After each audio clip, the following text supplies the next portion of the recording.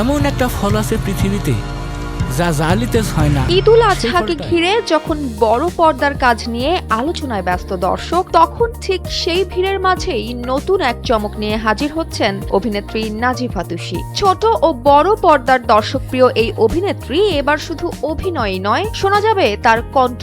মেজবাউর রহমান সুমন পরিচালিত আসন্ন চলচ্চিত্র রইদে কেন্দ্রীয় চরিত্রে অভিনয়ের পাশাপাশি এবার গায়িকা হিসেবেও আত্মপ্রকাশ করেছেন তিনি। সিনেমার জন্য গাওয়া গানটির নাম পাগলির প্রেম জ্বালা। গানটির কথা ও সুর করেছেন বসর কোম্পানি, আর সঙ্গীতায়োজনে ছিলেন সোহাগ চক্রবর্তী। শুধু স্টুডিও নয়, ইতোমধ্যেই লাইভ পারফরমেন্সেও গানটি গিয়ে আলোচনায় এসেছেন তুষি। রবীন্দ্র সরোবরে অনুষ্ঠিত রইদের গান কনসার্টে তার পরিবেশনা দর্শকদের মধ্যে তৈরি করে ভিন্ন এক উন্মাদনা। এ ব্যাপারে নিজের অনুভূতি জানাতে গিয়ে তুষি বলেন, অভিনয় আমার কাছে মূল পরিচয় হলেও গান সবসময়ই আমার ভেতরের ভালোবাসার জায়গা ছিল। যখন রইদ টিম আমাকে গানটির কথা জানায়, শুরুতে একটু ভয় ছিল দর্শক কিভাবে এটা নেবে ভেবে, কিন্তু গানটি করার পর যে ভালোবাসা পেয়েছি তা সত্যি অভাবনীয়। তিনি আরো জানান, গানটি শুধু একটি পরিবেশনা নয়, বরং চরিত্রের অনুভূতির সঙ্গে মিশে থাকা এক আবেগ। তাই তিনি চেষ্টা করেছেন সম্পূর্ণ মন থেকে